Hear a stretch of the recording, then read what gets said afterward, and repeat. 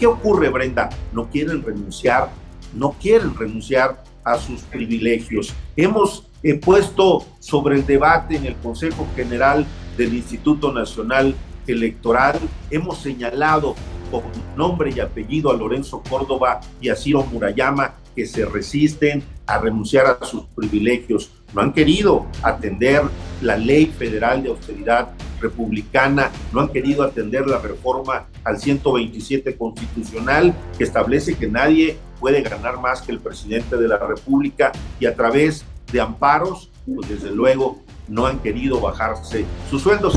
¿Qué tal, Mario? Gracias por participar con nosotros para Político MX. Bienvenido. ¿Qué tal, Brenda? ¿Cómo estás? Te saludo a tu audiencia y desde luego a quien hace posible este esfuerzo informativo que tú coordinas. A tus órdenes. Oye, a ver, platiquemos de entrada acerca de la reforma electoral.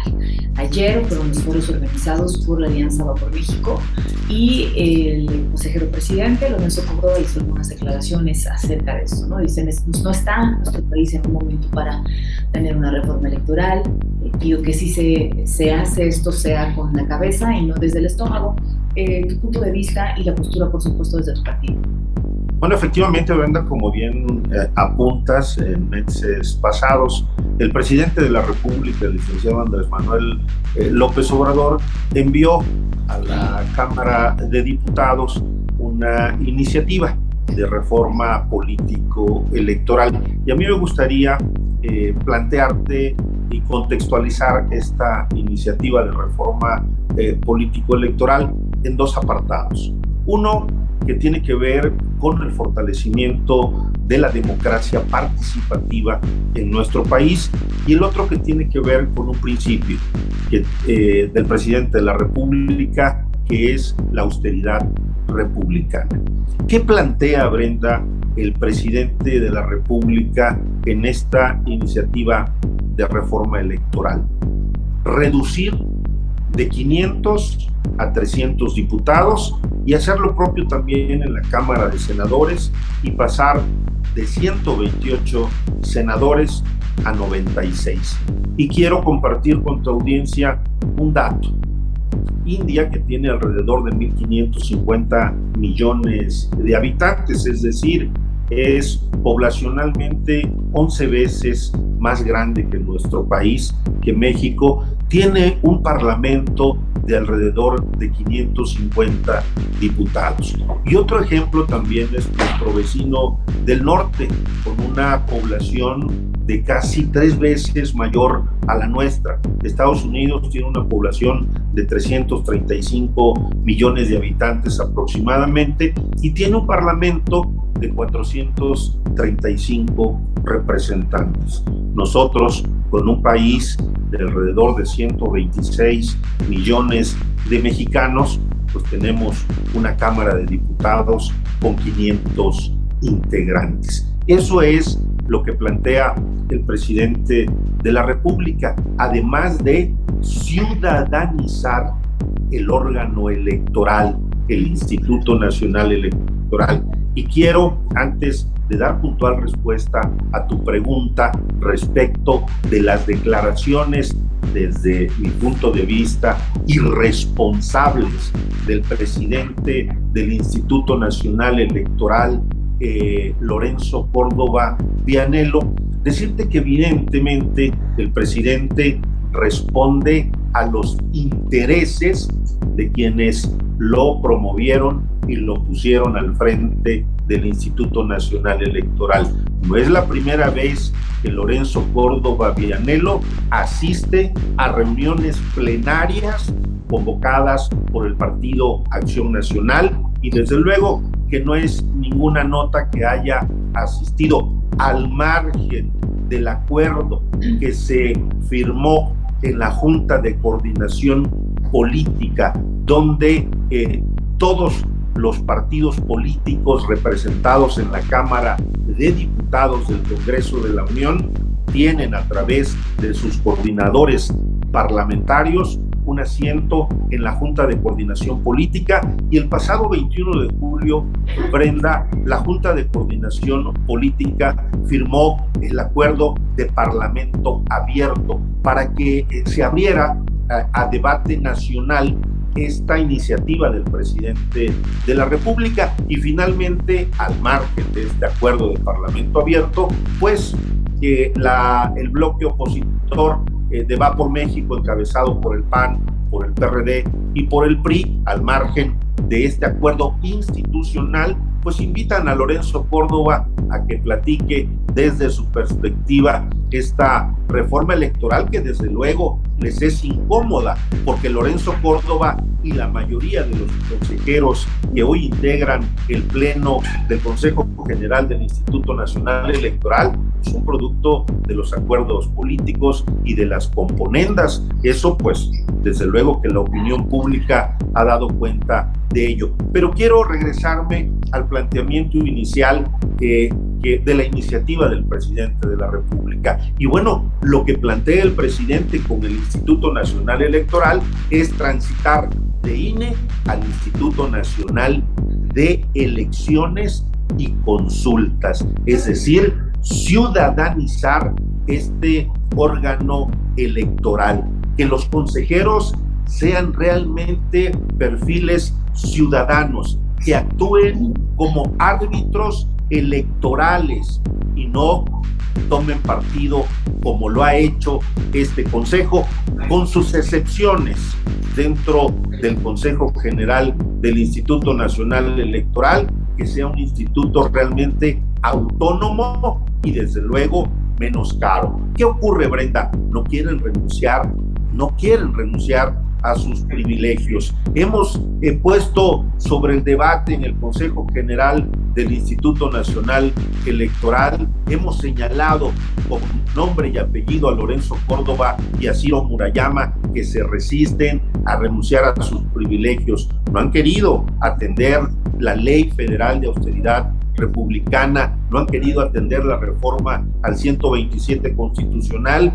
que establece que nadie puede ganar más que el presidente de la República, y a través de amparos, pues desde luego no han querido bajarse sus sueldos, que dicho sea de paso, Brenda, anda por alrededor de los 350,000 pesos mensuales. No han querido renunciar a su seguro de gastos médicos mayores, que en el presupuesto 2022 este seguro de gastos médicos mayores ascendió a la cantidad de 132 millones de pesos. Esos intereses son los que defiende Lorenzo Córdoba Vianello. ¿Qué plantea el presidente? Pues desde luego reducir de 11 a 7 consejeros, que sean cada uno de los poderes de la Unión, es decir, el Poder Judicial, el Poder Ejecutivo y el Poder Legislativo, quienes propongan 20 perfiles. Desde luego, bueno, es una reforma constitucional que finalmente, si transita, será a través de las leyes secundarias, en donde se establezcan los mecanismos, los procedimientos para revisar estos perfiles, y finalmente que sean el pueblo, a través del voto libre, secreto y directo, quien finalmente decida en las urnas quiénes deben ser consejeros electorales y que respondan a los intereses del pueblo y no a intereses de partidos políticos. Brenda, ¿qué plan? Pero te preguntaba yo al inicio, antes de seguir con el tema de la propuesta del presidente, ¿es momento para una reforma electoral? ¿Es el tiempo? ¿Es el momento mejor para el país para una reforma electoral? ¿Por qué en este momento? Por supuesto que coincidimos con el presidente de la República, que es el momento para que finalmente se cambie el sistema político electoral, más allá de las voces y de las narrativas falsas que han puesto en el debate nacional, que el presidente de la República lo que quiere es un instituto nacional a modo. Por el contrario, lo que quiere el presidente es que este órgano electoral se ciudadanice.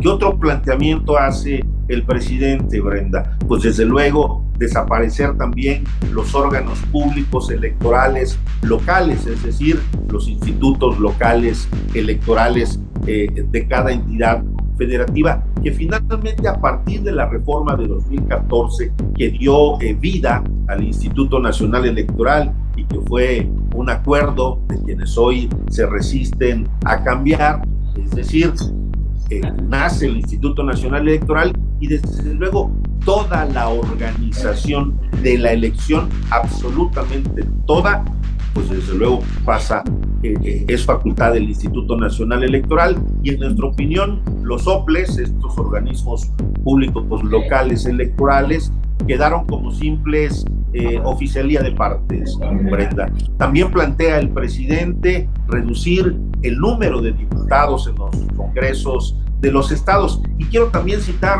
un ejemplo para que quienes nos ven y nos escuchan puedan normar un criterio.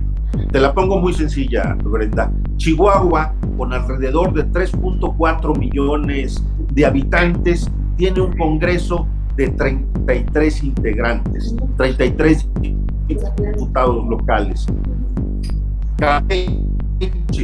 Que no llegue, tiene un congreso de 35 diputados. Desde luego, la desproporción está clara. Eso es lo que plantea el presidente. Y bueno, pues dicen los que saben, Brenda, que con esta, si finalmente transita esta iniciativa, que dicho también, quiero decirlo, se requieren las 2/3 partes de la Cámara de Diputados y también de la Cámara de Senadores, así como también la mayoría de los congresos de los estados, porque se trata de una reforma de carácter constitucional que modificaría 18 artículos de la Constitución. Es importante decirlo, pues el presidente hace ese planteamiento. También pone sobre el debate nacional en esta iniciativa el presidente quitar el financiamiento público a los partidos políticos en tiempo ordinario y únicamente que se mantenga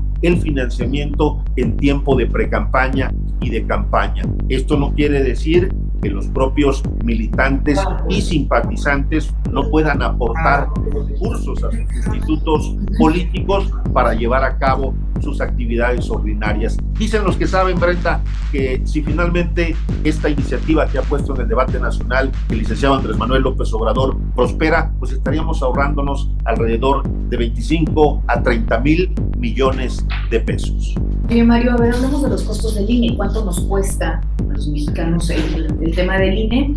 Eso por una parte. ¿Y qué sí se puede rescatar del INE? ¿Qué sí podemos decir que está funcionando bien en el INE y que puede permanecer? Porque realmente tampoco es una institución o es un órgano que esté funcionando mal en los términos de lo que le confiere aquí en el país. O sea, sería esa pregunta primero. Hablemos de los costos del INE y después, ¿qué sí se puede rescatar del INE desde la perspectiva de ustedes?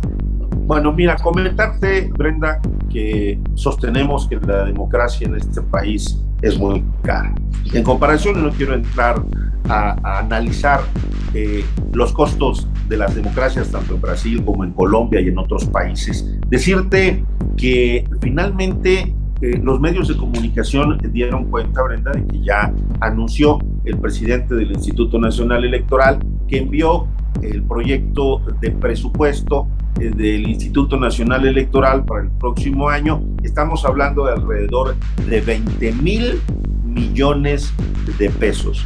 20 mil millones de pesos. Evidentemente que en este presupuesto incluye también el financiamiento hacia los partidos políticos de alrededor de 6 mil millones de pesos. Desde luego, bueno, pues lo que ha planteado el presidente es dar el financiamiento público a los partidos políticos. El otro monto, pues, es para atender, pues, los privilegios de esa burocracia dorada del Instituto Nacional Electoral, que son los consejeros, que tienen sus fideicomisos, que tienen, como lo planteé hace algún momento, seguro de gastos médicos mayores. Nos parece que es importante poder reducir todos esos costos, Brenda. También, en honor a la verdad, pues no todo en el INE está mal. De acuerdo, entendemos que ese costo y esos privilegios no pueden seguirse manteniendo, Brenda.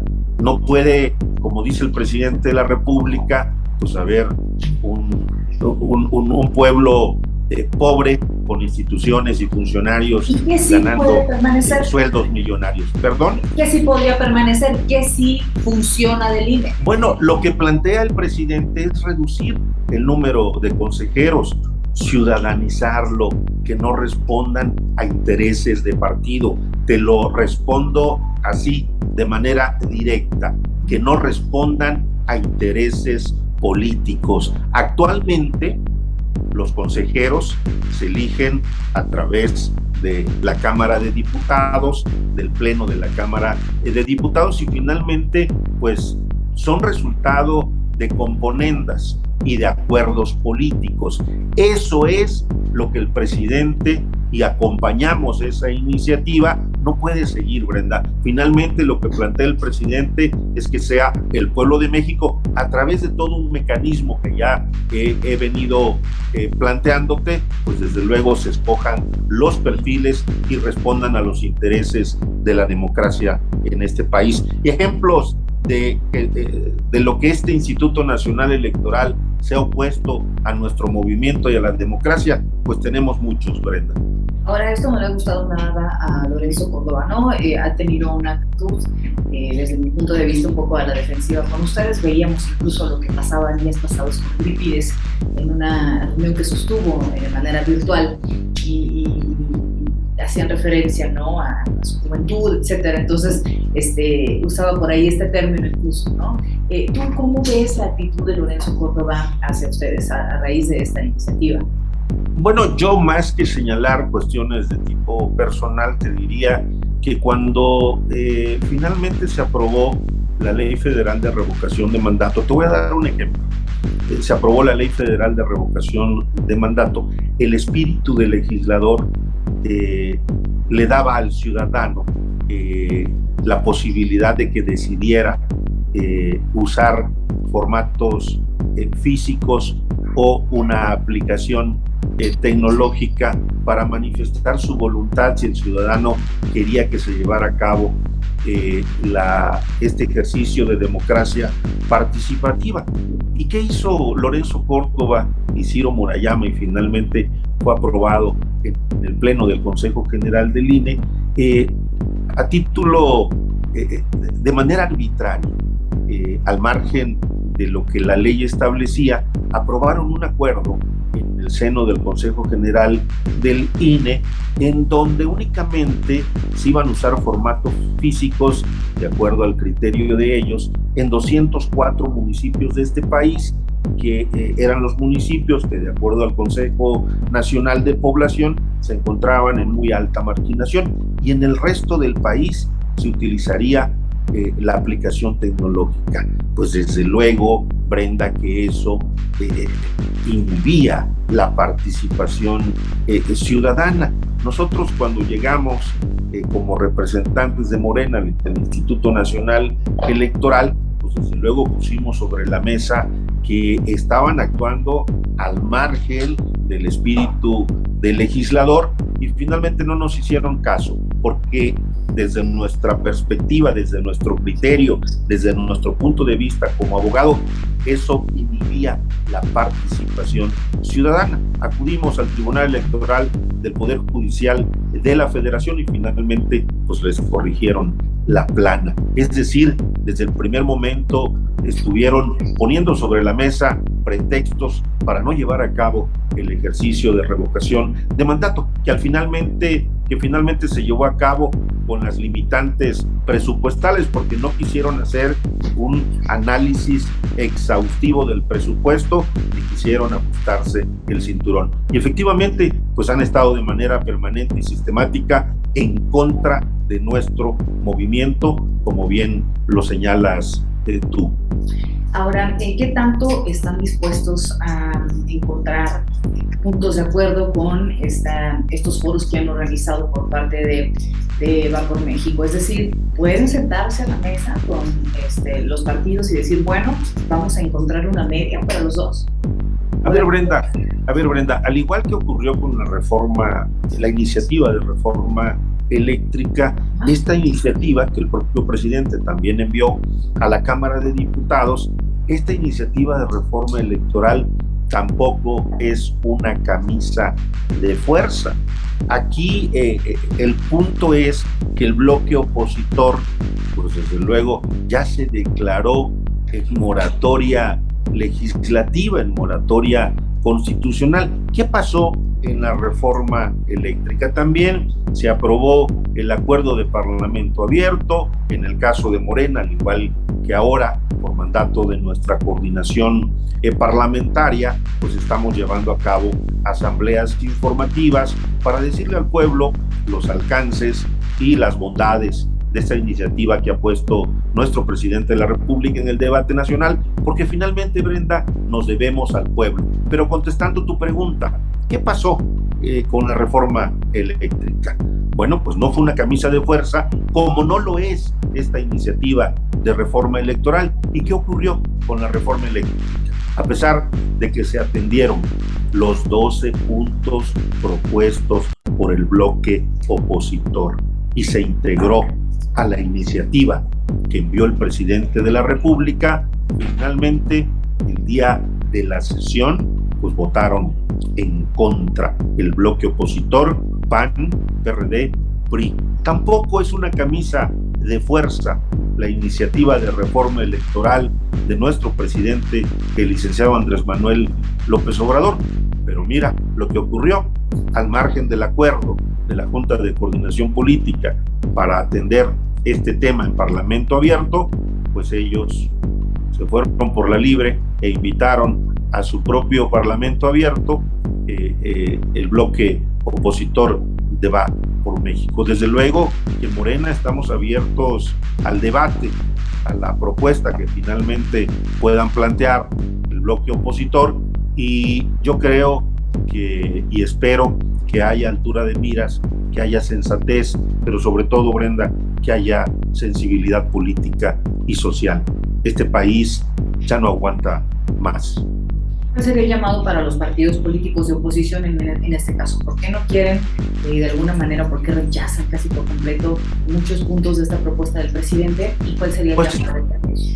Claro, ellos tendrán que darle la cara al pueblo de México, poner los argumentos en el debate nacional, pero sobre todo con el pueblo, para decirles por qué se resisten a aprobar y acompañar esta iniciativa del presidente de la República, que por un lado, como lo dije al inicio de esta entrevista, Brenda, pues fortalece la democracia participativa y atiende también un principio de austeridad republicana, que el presidente de la República le ha hecho una política de Estado. Finalmente, llamarlos a la sensatez, a que pongamos los argumentos sobre la mesa y acompañemos esta iniciativa del presidente de la República, que no es otra cosa que devolverle el poder al pueblo.